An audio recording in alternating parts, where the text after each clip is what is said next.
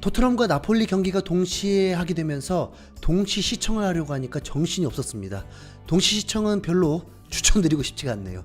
다행히 토트넘 경기가 매우 저질 수준이고 밀리고만 있어서 시청하기 힘들었는데, 리버풀 나폴리전은 축구다운 축구로 진행되면서 0대0 상황이었지만 박진감이 있었습니다. 두 팀의 최종 결과는 다행히 토트넘과 나폴리는 16강에서 붙을 수 없게 되었습니다. 토트넘도 1위고 나폴리도 1위니까요. 나폴리는 리버풀 원정을 떠나서 분위기가 안 좋은 리버풀을 더 나락으로 떨어뜨릴 걸 기대했지만 후반 85분과 후반 97분에 연이어 실점하면서 0대2 패배를 하고 말았습니다.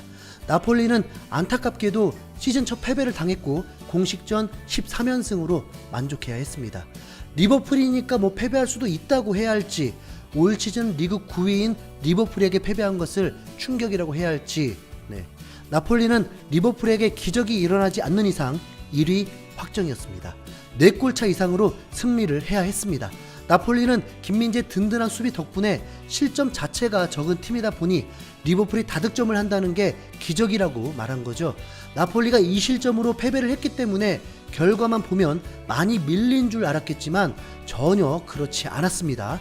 그냥 대등한 멋진 경기였습니다. 전력차가 거의 없다고 봐야 했죠.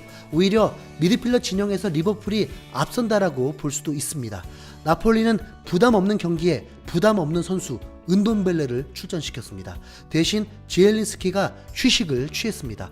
스팔레티 감독 대단한 거 맞죠? 실제로 은돈벨레는 B클럽을 상대해보니까 확실히 함부로 출전하면 안 되는 선수구나를 새삼 느끼게 되었습니다. 뺏기고 미스하고 넘어지고 느리고, 그래도 나폴리는 리버풀의 공격을 무리 없이 막아내면서 무실점으로 가고 있었습니다. 만약 이 경기가 0대0 무승부였다면 그 역시 나폴리에게 손을 들어줘야 했겠죠. 리버풀은 홈인데다 자존심 회복에 최선을 다해야 했으니까요. 실제 80여 분 동안 리버풀은 득점을 하지 못했고 김민재가 철벽 방어를 보여줬습니다. 살라를 완전 묶어놓으면서 좌절케 만들었습니다.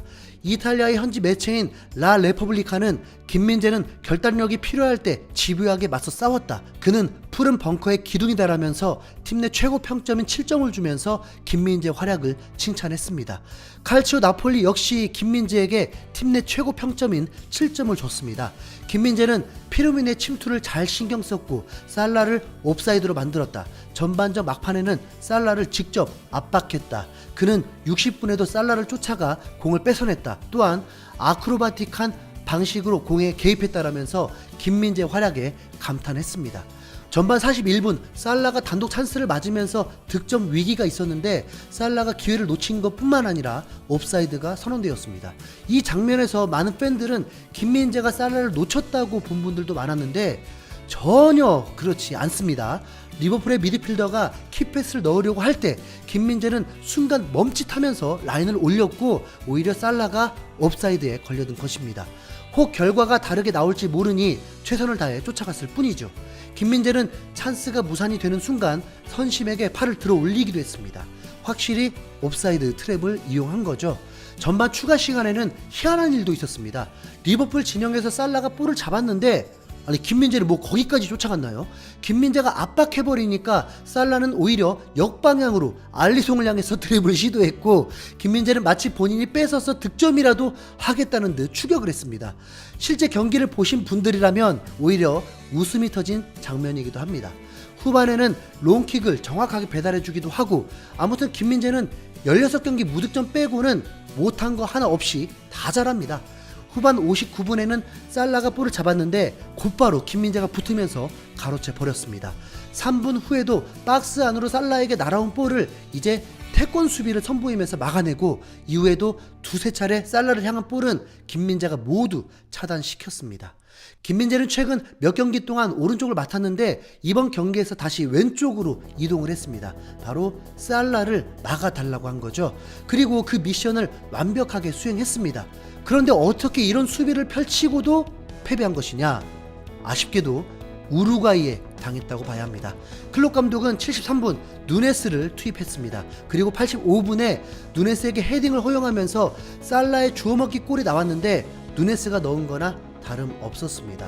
또한 97분에는 반다이크의 헤딩에 최종 누네스가 주워먹는 골이 나왔는데 이 모든 두 골에 누네스가 있었고 어쩌면 나폴리는 누네스를 막지 못한 대가를 치르게 된 것입니다.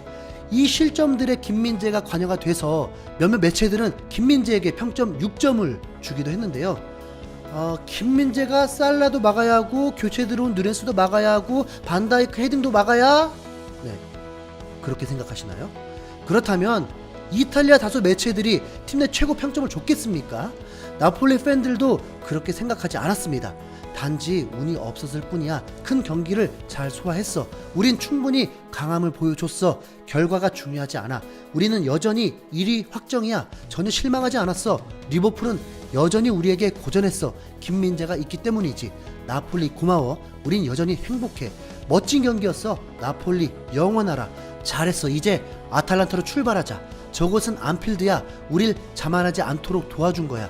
패배가 정말 어색해. 그런데 전혀 불안하지 않아. 0대2는 불공평한 결과야.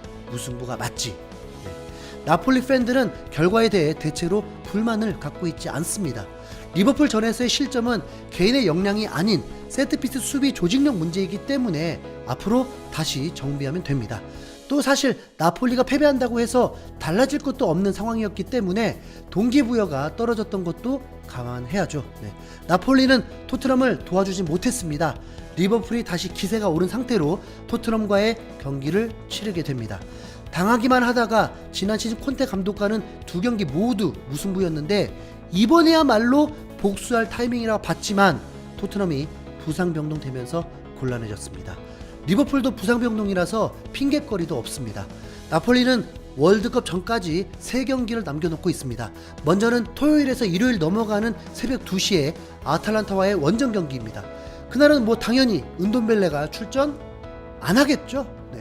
아탈란타는 유럽 5대 리그를 통틀어서 현재 최소 실점 3위 팀입니다. 이탈리아의 세리에 A에서는 2위였고 프리미어리그에 있다면 최소 실점 1위입니다. 시즌 초반 아탈란타가 2위를 달리고 있지만 어느 정도 대진 운도 섞여 있는 결과라서 나폴리를 이기기는 힘들어 보이는데요. 실제로 지난 24일 라치오를 상대로는 0대2로 패배하면서 한계를 드러냈습니다. 공격력보다는 수비력이 빛나는 팀인데 이번 시즌 나폴리의 폭발적인 공격까지는 막아내기가 불가능할 것 같은데요. 김민재가 버티고 있는 나폴리의 수비를 뚫을 수 있을 만한 공격력도 아닙니다. 비록 이번 시즌 무패 행진은 그쳤지만 리그 연승 기록은 아직 깨지지 않은 만큼 나폴리가 분노의 대량 득점을 퍼부으면서 확실하게 선두를 굳히면 좋겠네요. 챔스에서도 1위를 확정 지으면서 미넨, 레알, 맨시티, PSG를 피할 수 있으니 진짜 우승까지도 노려볼 수 있습니다. 김민재가 나폴리로 이적한 이번 시즌에 트로피 2개를 들어올리기를 응원하겠습니다. 이상 흰수염 고래였습니다. 감사합니다.